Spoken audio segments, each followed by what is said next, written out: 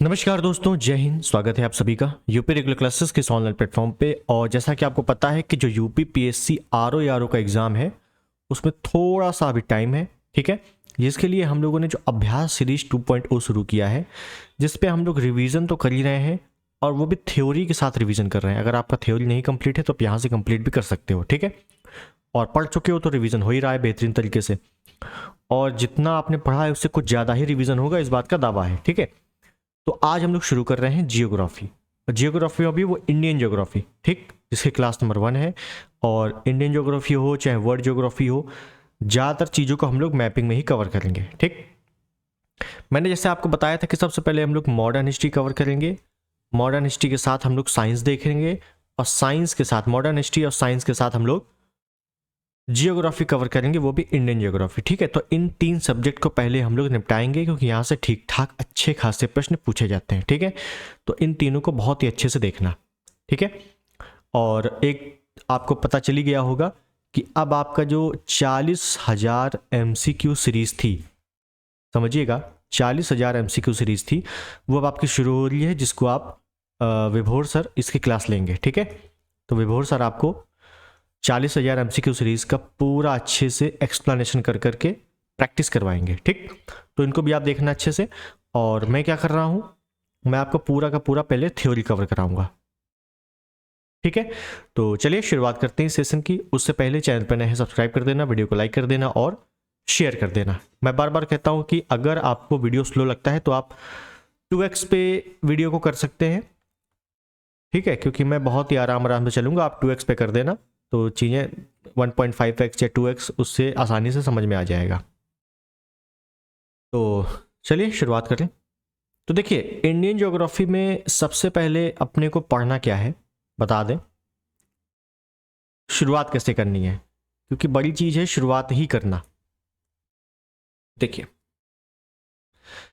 तो जो Indian geography की वैसे शुरुआत होती है, इंडियन ज्योग्राफी की जो शुरुआत होती है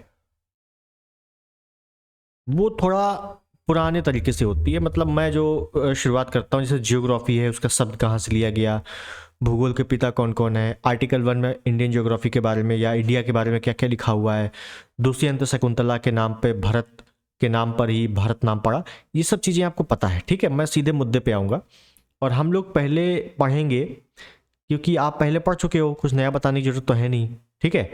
तो सबसे पहले हम लोग मोटी मोटी चीज़ों को देखें 2-5 मिनट, और उसके बाद हम लोग टॉपिक पे चलते हैं अपने, ठीक है। देखिए,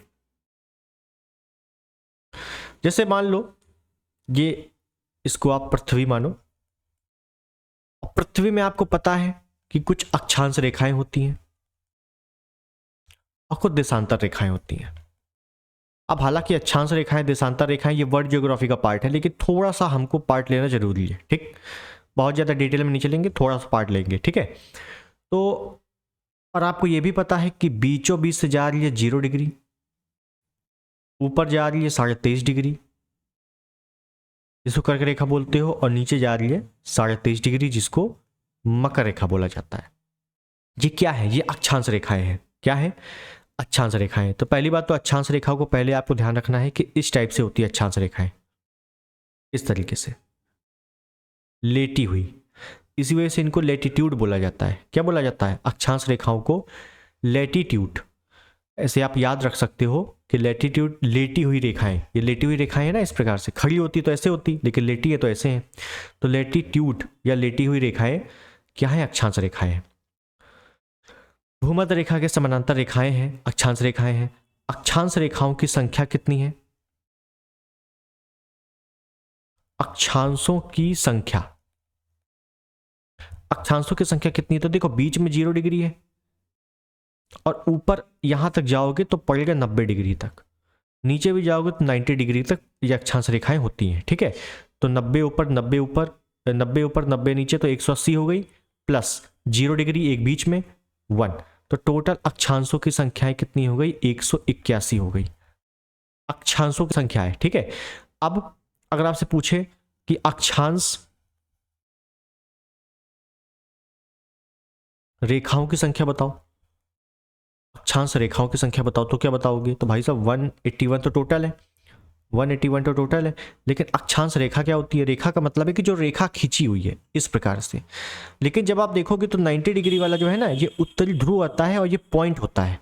ये क्या है? एक प्रकार का पॉइंट है, ये रेखा नहीं है, ये एक प्रकार का क्या है? पॉइंट है। तो ऊपर नीचे क्या होता है? पॉइंट होता है, रेखा नहीं होती।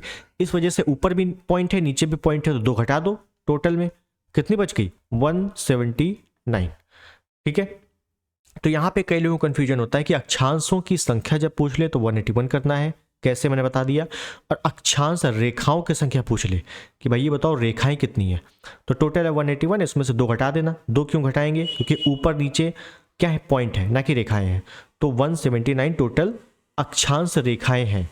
ठीक है, और जब आप ये पढ़ोगे ना अक्षांश रेखाएं देशांतर रेखाएं, तब आपको टाइम जोन आसानी से समझ में आ जाएगा, क्योंकि टाइम जोन जो चैप्टर है वो यहीं से शुरू ही होता है। ठीक है, तो इसको भी थोड़ा ध्यान रखना है। तो अक्षांश रेखाएं क्या होती हैं आपको अच्छे से समझ में आ गया। ठीक है, अब अक्षांश रेखाओं के बारे में अगर कुछ पॉइंट और हम देखना चाहें तो क्या देख सकते हैं? तो अक्षांश रेखाओं के बारे में ये देख सकते हैं कि अक्षांश रेखाएं वृत्त बनाती हैं। सबसे बड़ा वृत्त कौन सा बनेगा? फिर तो बीचों बीच जो होगा 0 डिग्री वाला भूमध्य रेखा वाला सबसे बड़ा वृत्त बनेगा। ये जरूर लिख लेना है कि सभी अक्षांशों के मध्य दूरी एक समान होती है, एक समान होती है। ठीक है, और 2 अक्षांशों के बीच की दूरी एक समान होती है, तो दूरी होती कितनी है? तो याद रखना है 111 किलोमीटर। कितनी होती है? 111 किलोमीटर। 2 अक्षांशों के मध्य की दूरी कितनी? 111 किलोमीटर। ठीक है, अच्छे से याद रखना है इसको। अब और आगे चलें थोड़ा सा। अच्छा, अक्षांश रेखाओं से होता क्या है? तो याद रखना है कि अक्षांश रेखाओं से एक तो मौसम की जानकारी और दिशा कि किस क्षेत्र की स्थिति क्या है उसकी जानकारी होती है, और देशांतर रेखाओं से हम समय का निर्धारण करते हैं। ठीक है, देखेंगे आगे चल के। और अगर आपसे पूछ ले कि ये बताओ 2 अक्षांशों के मध्य की जो दूरी होती है 111 किलोमीटर होती है और दूरी समान होती है, लेकिन दूरी को कहते क्या है? तो याद रखना कटिबंध कहते हैं। क्या कहते हैं? कटिबंध। 2 अक्षांशों के मध्य की दूरी को कटिबंध कहते हैं। और यहीं पर अगर मैं बोल दूं कि 2 देशांतरों के मध्य की दूरी को क्या कहते हैं? तो याद रखना गोरे कहते हैं। क्या कहते हैं? गोरे। कटिबंध और गोरे। और स्थिति क्या होती है? मान लो जैसे ये पृथ्वी है। ठीक है, एक एग्जांपल लें तो क्वेश्चन कैसे बनता है, ये कैसे पूछा जा चुका है। ये मान लो पृथ्वी है। ठीक है, अब इस पे है क्या कि ये आपका अक्षांश है। इस प्रकार से अक्षांश मतलब लैटिट्यूड, लैटिट्यूड मतलब लेटी हुई रेखाएं। तो ये लेटी हुई रेखाएं हैं और ये है क्या? ये अक्षांश है। ठीक, इसी में क्या है कि जे इस प्रकार से क्या है? इस प्रकार से है देशांतर रेखाएं। इस प्रकार से देशांतर रेखाएं। ठीक है, थोड़ा सा समझ लेना है आपको ये। अब ये जो स्थिति बनी, कि यहां पे देखो ये लेटी हुई रेखाएं हैं और 2 अक्षांशों के मध्य की दूरी को कटिबंध भी कह रहे हैं और 2 देशांतरों के मध्य की दूरी को गोरे कह रहे हैं। जब आपसे पूछा जाए कि अक्षांश और देशांतर दोनों को मिलाकर जो स्थिति बनती है उसको क्या बोलते हैं, याद रखना है वो ग्रिड बोलते हैं। क्या बोलते हैं? ग्रिड। क्या बोलते हैं? ग्रिड। समझो, ये है देशांतर, ये है अक्षांश। ठीक है, तो ये जो खाने खाने बन गए ना ये इस प्रकार से, इनको क्या बोलेंगे? इसको बोलेंगे ग्रिड पद्धति। क्या बोलेंगे? ग्रिड पद्धति। ठीक है, ध्यान रखना। जैसे आपने सिंधु घाटी सभ्यता में पढ़ा होगा कि जो गलियां थी वो बिल्कुल चौकोर थी। इस प्रकार से गलियां होती थी पहले। सिंधु घाटी सभ्यता में इस प्रकार की गलियां थी जो कि एक दूसरे को 90 डिग्री पर काटती थी। ये आपने पढ़ा होगा सिंधु घाटी सभ्यता में। ये कौन सी पद्धति पर आधारित थी? तो ये ग्रिड पद्धति पर आधारित थी।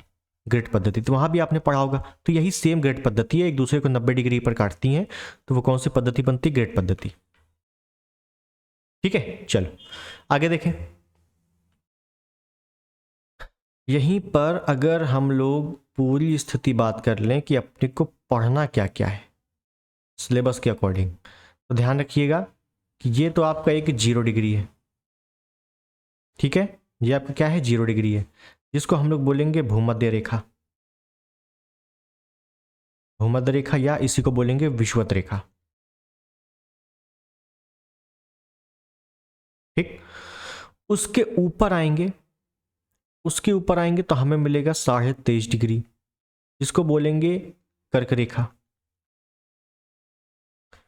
नीचे आएंगे तो यही 23.5 डिग्री क्या हो जाएगा, मकर रेखा, मकर रेखा। और ऊपर चलेंगे तो 66.5 डिग्री हमें मिलेगा, 66.5 डिग्री, इसको क्या बोलेंगे, ऊपर आर्कटिक सागर है, आर्कटिक महाद्वीप है, तो आर्कटिक वृत्त, क्या बोलेंगे, आर्कटिक वृत्त। पूछा जाता है कौन सी झीलें या कौन से सागर आर्कटिक वृत्त से गुजरते हैं, या कौन से देश आर्कटिक वृत्त पर स्थित है। 66.5 डिग्री दक्षिण में जाएंगे तो यहां क्या मिलेगा, अंटार्कटिक वृत्त, क्योंकि नीचे अंटार्कटिक महाद्वीप है तो अंटार्कटिक वृत्त, ठीक है। और ऊपर आपका उत्तरी ध्रुव 90 डिग्री पर, उत्तरी ध्रुव, और नीचे आपका 90 डिग्री पर दक्षिणी ध्रुव, दक्षिणी ध्रुव, ठीक है। तो ये पॉइंट आपको ध्यान रखना है।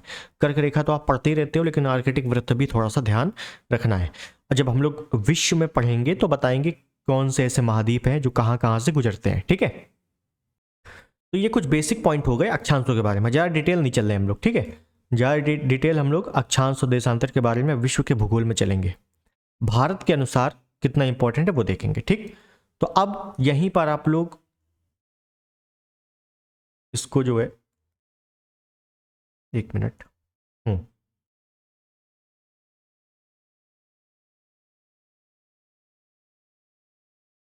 हाँ, यहीं पे आप लोग भारत बना सकते हो कि भाई भारत जो है वो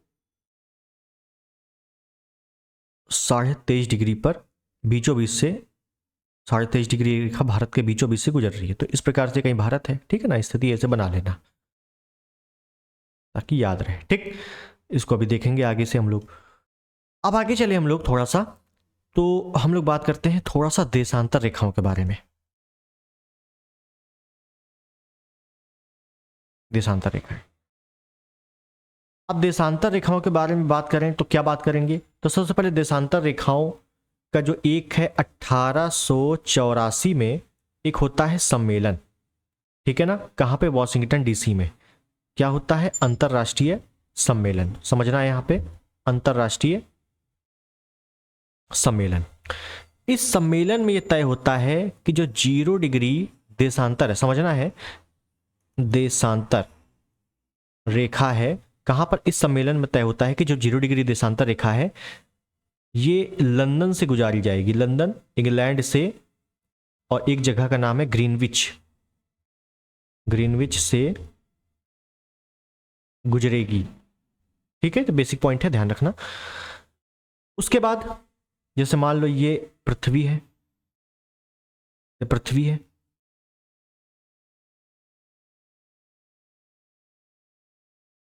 इस प्रकार से, ठीक है।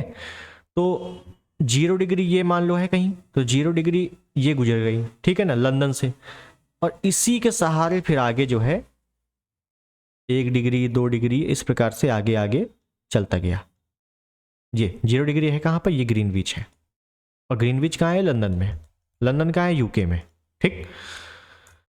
उसके बाद 180 डिग्री जो देशांतर रेखा है इसको बोलते हैं अंतरराष्ट्रीय तिथि रेखा, अंतरराष्ट्रीय तिथि रेखा, जो कि बेरिंग जल संधि से होकर गुजरती है। देखेंगे हम लोग अंतरराष्ट्रीय तिथि रेखा किसको बोलते हैं, 180 डिग्री देशांतर को। अब पूर्वी है कि पश्चिमी, तो बीचों बीच है, तो ना पूर्वी है ना पश्चिमी है, ठीक है ना, तो कंफ्यूजन नहीं होना इसमें, 180 है। कुल देशांतर रेखाओं की संख्या, कुल देशांतर रेखाओं की संख्या बताओ। तो भाई ये बताओ कि जो पृथ्वी है गोल है, और गोले में कितने डिग्री का कोण बनता है? पूरे में तो 360 डिग्री बनता है ना, तो 360 डिग्री होंगी। तो जो अक्षांश रेखाओं की संख्या है वो कितनी है? 360 है। ठीक है, डिग्री हटा दो इसमें, 360 है। कितनी है? 360 है। और याद रखना है कि जो देशांतर रेखा है वो अर्धवृत्ताकार होती है। ठीक है ना, अर्धवृत्ताकार मतलब यहां से लेकर यहां तक ही ये रेखाएं हैं, और फिर अपोजिट इसके हैं। ठीक, तो हालांकि इतना डिटेल में नहीं देखना, क्या आपको इतना याद रखना है कुल देशांतर रेखाओं की संख्या 360 है। अब जैसे हम लोगों ने पढ़ा था कि अक्षांश रेखाओं के मध्य की दूरी हमेशा एक समान होती है, और दो अक्षांशों के मध्य की दूरी हमेशा 111 किलोमीटर होती है। तो थोड़ा सा हम लोग देशांतर रेखाओं के देख लें। देशांतर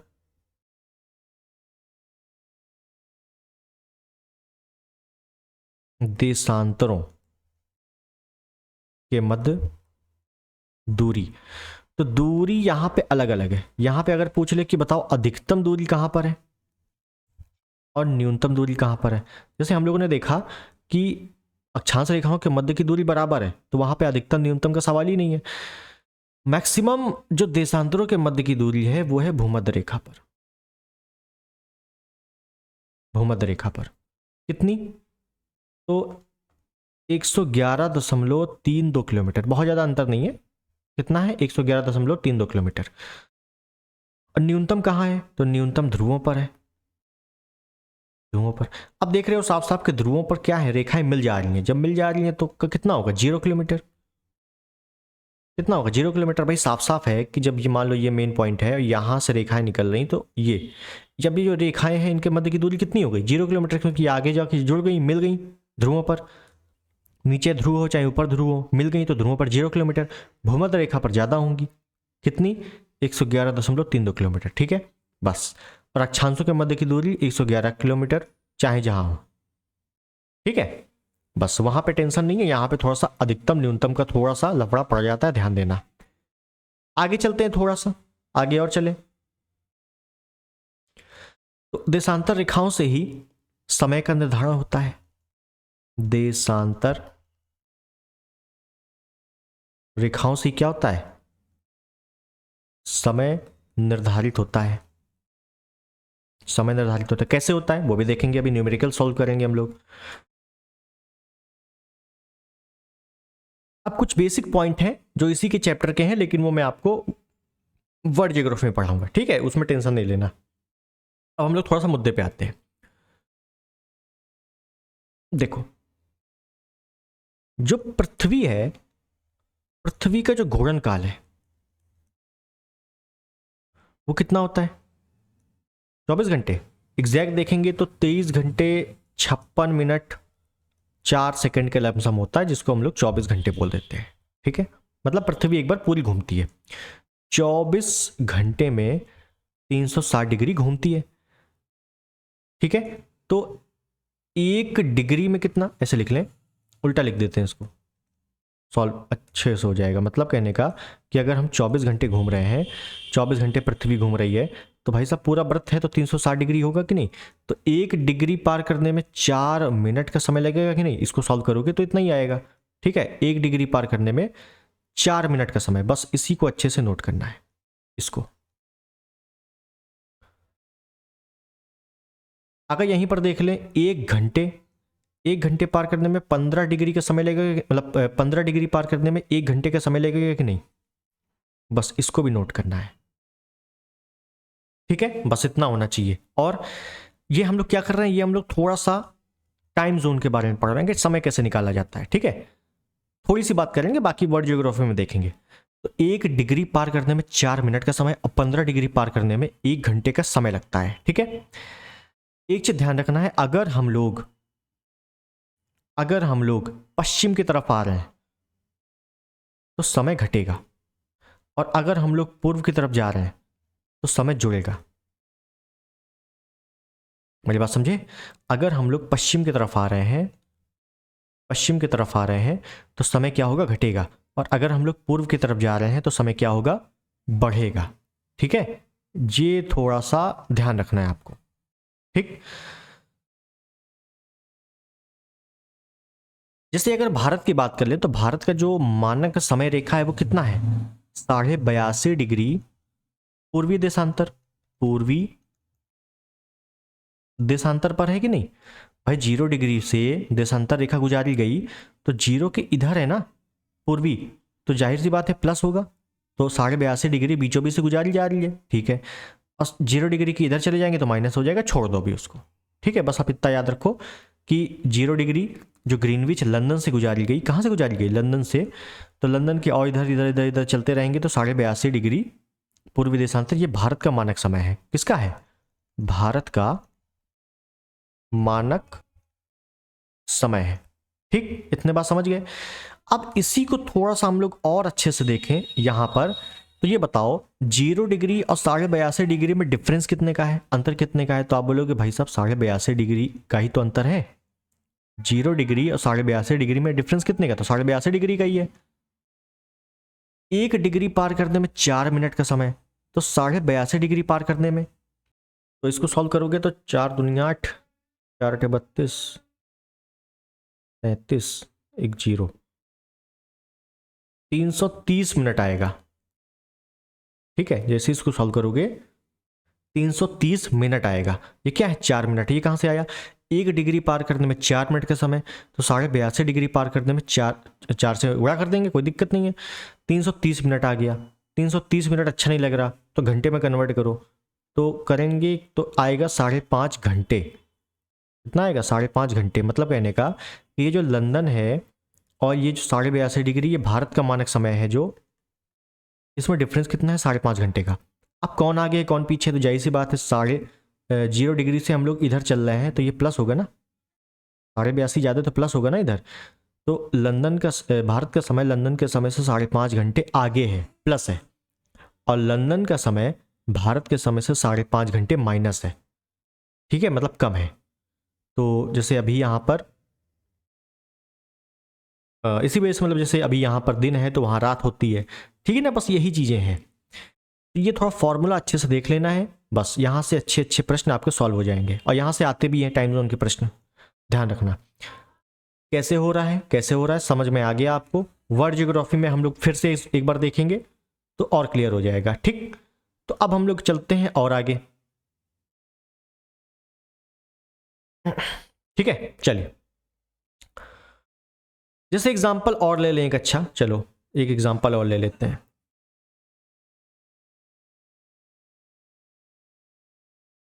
ये हमने अपना प्यारा भारत बना दिया, ये इस प्रकार से थोड़ा कच्चा चिट्ठा बन गया है, कोई दिक्कत नहीं है। इस प्रकार से भारत बना दिया। अब आपको पता है कि जो टाइम अक्षांश रेखाओं या देशांतर रेखाओं की बात करें तो 4 डिग्री 8 डिग्री 4 मिनट उत्तरी अक्षांश से 37 डिग्री 6 मिनट उत्तरी अक्षांश, उत्तरी अक्षांश। और यहां पर देखेंगे तो 68 डिग्री 7 मिनट, 68 डिग्री 7 मिनट पूर्वी देशांतर से। यहां पर देखेंगे तो 97 डिग्री 2-5 मिनट पूर्वी देशांतर, पूर्वी देशांतर, ये स्थिति है। अगर आपसे पूछा जाए कि बताओ भारत की स्थिति क्या है, अक्षांश विस्तार या देशांतरी विस्तार क्या है, तो यही है, सिंपल सी बात है। अब हमको पता है कि हम देशांतर रेखाओं से क्या कर रहे हैं, टाइम जोन का निर्धारण कर रहे हैं, मतलब समय का निर्धारण कर रहे हैं, ठीक, समय का निर्धारण कर रहे हैं। तो क्या होगा भाई, ये देशांतर ये है, देशांतर ये है, 68 डिग्री 7 मिनट ये है, 97 डिग्री 2-5 मिनट ये है। इनका जो डिफरेंस होगा वो कितना होगा, तो इनका डिफरेंस जब आप निकालोगे तो 68 97, तो इसको 98 कर लो, मोटा मोटा निकाल लो, ठीक है ना। इसको 98 कर लो, 97 98 कर लो, 68 कर लो, तो ये लगभग लगभग 30 डिग्री निकलेगा, मोटा मोटा अगर देखें तो 30 डिग्री, ये इन दोनों का डिफरेंस 30 डिग्री निकलेगा, ठीक है। और 1 डिग्री पार करने में 4 मिनट का समय, तो 30 डिग्री पार करने में मल्टीप्लाई कर देंगे 120 मिनट का समय। 120 मिनट का मतलब है कि 2 घंटे का समय। इसी वजह से यहाँ पे क्या है, गुजरात, और यहाँ क्या है, एपी अरुणाचल प्रदेश। गुजरात का समय अरुणाचल प्रदेश के समय से 2 घंटे पीछे है। अरुणाचल प्रदेश का समय गुजरात के समय से 2 घंटे आगे है। अरुणाचल प्रदेश इधर है और जब हम पूर्व में चलेंगे तो प्लस करेंगे, ठीक है ना। तो जैसे प्रश्न आ जाए, अरुणाचल प्रदेश का समय गुजरात के समय से 2 घंटे आगे है, क्यों? अरुणाचल प्रदेश पूर्व में है। गुजरात का समय अरुणाचल प्रदेश के समय से 2 घंटे पीछे है, क्यों? गुजरात जो है वो पश्चिम में है, ठीक है। तो इस प्रकार से चीजें सॉल्व हो जाती हैं। चलिए अब चलते हैं आगे। अब आपको पता है कि भारत के बीचों बीच से, फिर से एक बार भारत बना ले, भारत के बीचों बीच से कर्क रेखा गुजरती है। भारत के बीचों बीच से कर्क रेखा गुजरती है इस प्रकार से। ये क्या है? कर्क रेखा, 23.5 डिग्री, ठीक। और यहीं कहीं से आपका ये गुजर रहा है इस प्रकार से। ये क्या है? 82.5 डिग्री मानक समय रेखा, पूर्वी देशांतर मानक समय रेखा, ठीक है। तो भारतीय मानक समय रेखा और कर्क रेखा, इन दोनों को भी अच्छे से देखना है। और आपको पता है कर्क रेखा से भारत के 8 राज्य गुजरते हैं। कितना? 8 राज्य। 8 राज्यों से कर्क रेखा गुजरती है ऐसे, ठीक है। और जो भारतीय मानक समय रेखा है ये भारत के 5 राज्यों से गुजरती है। कितना? 5 राज्यों से। अब कौन कौन से हैं वो अब पता होंगे आपको, था देख लें, क्योंकि यहां से अलग अलग प्रकार के प्रश्न आते हैं। कर्क रेखा के बारे में देखें, आपको सब स्थिति पता है कि सबसे पहले आता है गुजरात, गुजरात के बाद राजस्थान, राजस्थान के बाद मध्य प्रदेश, मध्य प्रदेश के बाद छत्तीसगढ़, मध्य प्रदेश छत्तीसगढ़ कटा हुआ है ना उससे, फिर झारखंड, पश्चिम बंगाल, पश्चिम बंगाल, फिर उसके बाद त्रिपुरा, त्रिपुरा, फिर उसके बाद मिजोरम, मिजोरम। ये 8 राज्य हैं, ठीक है। अब इसमें क्या जानना है? तो राजस्थान से कर्क रेखा सबसे कम लंबाई है, मतलब कर्क रेखा की लंबाई सबसे कम कहां पे है? राजस्थान में। और कर्क रेखा की लंबाई सबसे ज्यादा कहां पे है? मध्य प्रदेश में। ये इंपॉर्टेंट है। मतलब अगर पूछे कि ये बताओ कर्क रेखा की लंबाई सबसे कम किस राज्य में है? राजस्थान में। बहुत हल्के से गुजरती है। मान लो जैसे ये राजस्थान है तो यहीं से गुजर गई बस। अब मान लो जैसे ये पूरा मध्य प्रदेश है तो ये बिल्कुल बीचों बीच से ऐसे जाती है, ठीक है। ये चीज है। एक पूछा जाता है, ये बताओ कर्क रेखा के नजदीक, कर्क रेखा के नजदीकी शहर कौन कौन से हैं? तो देखो, हालांकि ये क्वेश्चन ज्यादातर यूपीएससी में आता है क्योंकि वहां पे एक एक राज्य की पूरी स्थिति पूछी जाती है, ठीक है ना। कौन कौन सा राज्य किस किस डिग्री पर स्थित है। लेकिन इसमें आर में इतना नहीं आता है, लेकिन फिर भी आप अगर आ जाए ये प्रश्न तो ऐसे सॉल्व कर सकते हो। गुजरात में एक नृत्य है काफी फेमस है, वो है गरबा। गुजरात में एक नृत्य काफी फेमस है, कौन सा? गरबा। बस गरबा याद कर लो। जी से गांधीनगर। ये क्या मैं बता रहा हूं? मैं बता रहा हूं कर्क रेखा के नजदीक शहर कौन सा है। कर्क रेखा पर शहर नहीं है, लेकिन कर्क रेखा के नजदीक है। तो गांधीनगर जो कि गुजरात राजधानी, उज्जैन है, आर से रांची, और बी से भोपाल मध्य प्रदेश, और ए से अगरतला त्रिपुरा, अगरतला, ठीक है। और नोट करके जरूर लिख लेना है कहीं पर, जो रांची है ना ये कर्क रेखा पर स्थित राजधानी है झारखंड, और कर्क रेखा पर स्थित राजधानी, ठीक है ना। पूछेगा तो कर्क रेखा पर स्थित राजधानी कौन सी है? तो रांची, ठीक। अब बाकी नजदीकी शहर है। अब यहीं पर भारतीय मानक समय रेखा देखें, मानक समय रेखा, भारतीय मानक समय रेखा कहां कहां से गुजरती है? तो ये गुजरती है उत्तर प्रदेश, यूपी, एमपी, छत्तीसगढ़, आंध्र प्रदेश, उड़ीसा। क्रम से लिखो, सारी चीजें क्रम से होनी चाहिए। उड़ीसा आंध्र प्रदेश। ठीक है, तो उत्तर प्रदेश, यूपी, एमपी, छत्तीसगढ़, उड़ीसा, आंध्र प्रदेश, इन 5 राज्यों से भारतीय मानक समय रेखा गुजरती है। कौन सी भारतीय मानक समय रेखा? 82.5 डिग्री पूर्वी देशांतर, ये वाली। ठीक, ये आपको थोड़ा ध्यान रहेगा। अब बात आती है कि ये बताओ, ये कर्क रेखा है, ये है भारतीय मानक समय रेखा, ये एक दूसरे को काट रही है, देखो यहां पे है ना, ये काट कहां रही है? तो ये काट रही है छत्तीसगढ़ में। कहां पर? छत्तीसगढ़ में। ठीक, तो ये थोड़ा ध्यान रखना है। और अगर बोल दें कि बताओ भारत का टोटली क्षेत्रफल कितना है, ठीक है ना, बेसिक पॉइंट है ये, तो आप याद ही करोगे। तो 3287 किलोमीटर स्क्वायर, ये तो आपने पढ़ा ही होगा, जो कि पूरे विश्व का कितना है? तो 2.43% है। पूरे विश्व का कितना भाग है? 2.43%। ठीक है, पता होगा। 28 राज्य, 8 केंद्र शासित प्रदेश। वर्तमान में राज्य कितने हैं? 28 हैं। यूटी, यूनियन टेरिटरीज या केंद्र शासित प्रदेश कितने हैं? 8 है। 28, 8। ठीक, बेसिक पॉइंट है, कभी कभी मिलान या स्टेटमेंट पे ऐसे क्वेश्चन आ जाते हैं, कोई बड़ी बात नहीं है। अब और चलते हैं, भारत के बारे में और बेसिक जानकारी देख लेंगे। ठीक है, तो फिर से मैं मैप बना रहा हूं। मैपिंग बहुत जरूरी है। ठीक, थोड़ा सा बड़ा मैप बनाते हैं, देखना है अच्छे से, समझना है।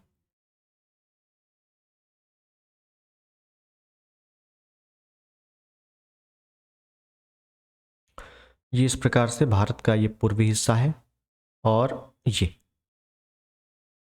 ठीक है।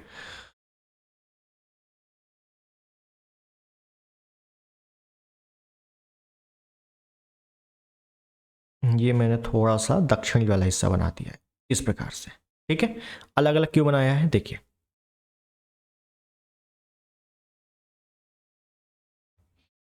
ये जो है, ये आप देख रहे हो नीचे वाला, तो नीचे क्या है? ये पूरा समुद्र है ना इधर आसपास। ये वाला हिस्सा क्या है? ये पूरा समुद्र से घिरा हुआ है। भाई ऊपर तो समुद्र नहीं है, नीचे ही समुद्र है ना, तो नीचे क्या होगा? तटीय हिस्सा होगा। ऊपर क्या होगा? स्थलीय हिस्सा होगा। ऊपर क्या होगा? स्थलीय हिस्सा होगा। तो अगर आपसे पूछा जाए, बताओ कि ये क्या है? ये स्थलीय भाग है।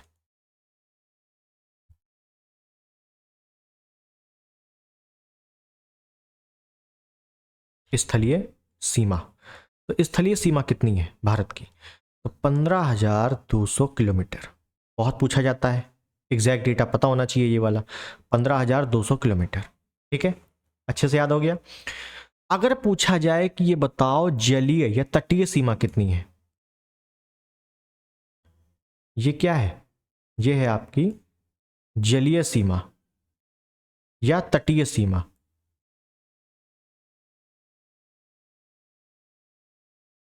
तो जलीय और तटीय सीमा की जो लंबाई है वो कितनी होती है? 6100 किलोमीटर।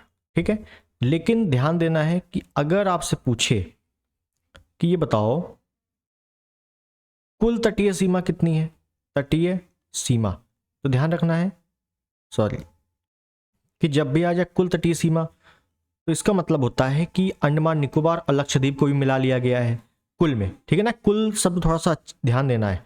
कुल तटीय सीमा, तो ये आपकी है 7516.6 किलोमीटर, 7516 याद रखो।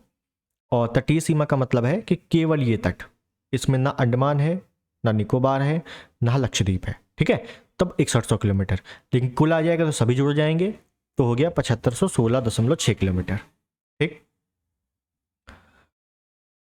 और यहां पे अगर देखें तो तटीय राज्य कितने हैं? तटीय राज्यों की संख्या है 9।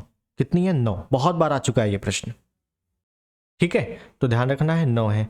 अब थोड़ा और देख लें इसी के बारे में, थोड़ा समझेंगे, क्योंकि यहां से प्रश्न अच्छे खासे आते हैं। देखो, इस प्रकार से मैं थोड़ा दक्षिणी हिस्सा बना देता हूं, बस समझिए। तो यहां पे तो आपका क्या है? यहां पे गुजरात है। यहां पे क्या है? यहां महाराष्ट्र है, महाराष्ट्र। यहां छोटा सा गोवा है, तटों के बारे में भी देखेंगे हम लोग, ठीक है ना। यहां कर्नाटक है, इधर केरल है। इधर आएंगे तो तमिलनाडु पड़ेगा, और ऊपर जाएंगे तो आंध्र प्रदेश पड़ेगा, आंध्र प्रदेश। उसके ऊपर जाएंगे तो उड़ीसा पड़ेगा, और ऊपर जाएंगे तो पश्चिम बंगाल भी तो है, पश्चिम बंगाल। ठीक है, तो 5 इधर हो गए, 4 इधर हो गए, टोटल 9 राज्य ऐसे हैं जो कि तटीय सीमा पर स्थित हैं। सबसे अधिक तटीय सीमा किसकी है? सबसे अधिक तटीय सीमा, सबसे बड़ी तटीय सीमा सबको पता है, बच्चे बच्चे को पता है किसकी है? गुजरात की है। उसके बाद गुजरात के बाद दूसरे नंबर पे आंध्र प्रदेश है,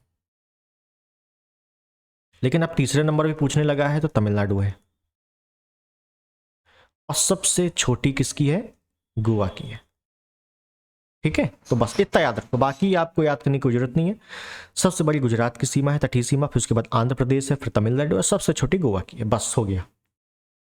ठीक है, और यहीं पर मुझे याद आ रहा है कि लैंड लॉक भी आपसे पूछा जाता है। लैंड लॉक, लैंड लॉक मतलब ऐसे राज्य जो ना तो अंतर्राष्ट्रीय सीमा बनाते हो, मतलब ना ही अंतर्राष्ट्रीय देश से किसी से लग रहे हो, और ना ही किसी समुद्र से लग रहे हो। ठीक है, मतलब वो भारत के अंदर ही है, भारत के राज्यों से ही उनकी सीमा टच हो रही है और किसी के साथ नहीं। ऐसे कौन कौन से हैं, थोड़ा देख लेंगे इनके बारे में। ठीक है ना, क्योंकि थोड़ा सा एक्स्ट्रा हम लोग करके चलेंगे तभी इंपॉर्टेंट है। तो हम लोग लैंड लॉक, स्थलबद्ध स्टेट के बारे में देख रहे हैं। ठीक है ना, लैंड लॉक कौन कौन से, तो लैंड लॉक कितने हैं? 5 हैं, ग्रीन से ही बना देता हूं। तो ऊपर चलेंगे तो यहां हमें हरियाणा मिलेगा। क्या मिलेगा? इधर हमें मिलेगा हरियाणा। ठीक है, तो नोट कर लेना, यहीं पे हरियाणा है। यहां बीच में देखेंगे तो एमपी है, मध्य प्रदेश। तो मध्य प्रदेश किसी अंतर्राष्ट्रीय सीमा से लग नहीं रहा है, ना तो समुद्र से लग रहा है, मध्य प्रदेश। इधर आएंगे तो हमें मिलेगा झारखंड, झारखंड मिलेगा। नीचे आएंगे, इधर हमें मिलेगा तेलंगाना, तेलंगाना, क्योंकि इधर आंध्र प्रदेश है तो इधर तेलंगाना है, दोनों उसी से तो, तेलंगाना उसी से कटा है। ठीक है, लैंडलॉक है। फिर इधर ही मध्य प्रदेश से अलग छत्तीसगढ़। क्या है? छत्तीसगढ़। ठीक है, तो कितने हो गए? 5 हो गए। यही 5 क्या है? लैंडलॉक है। हरियाणा, मध्य प्रदेश, झारखंड, तेलंगाना, छत्तीसगढ़। अच्छे से नोट कर लेना है। फिर चले आगे तो हम लोग अब देखेंगे अंतर्राष्ट्रीय सीमा। और अंतर्राष्ट्रीय सीमा में बहुत लोग पढ़ चुके होंगे कि अंतर्राष्ट्रीय सीमा में कौन कौन से देश आते हैं, कितनी लंबाई है, वो सब आपने पढ़ा होगा। लेकिन हम लोग थोड़ा सा अलग चलेंगे, क्योंकि अंतर्राष्ट्रीय सीमा के साथ साथ विवादों को भी देखते हुए चलेंगे। अंतर्राष्ट्रीय सीमा भी देखेंगे, कुछ विवाद हैं वो भी देखेंगे। ठीक है, क्योंकि अब सब ऐसे तो है नहीं, नॉर्मल आ जाती है चीजें। ठीक, तो सबसे पहले हम लोग देखेंगे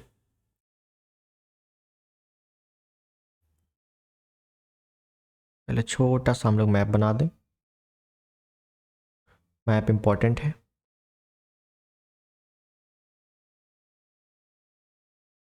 इस प्रकार से, ठीक है, थोड़ा सा बन गया कच्चा चिट्ठा, कोई दिक्कत नहीं है।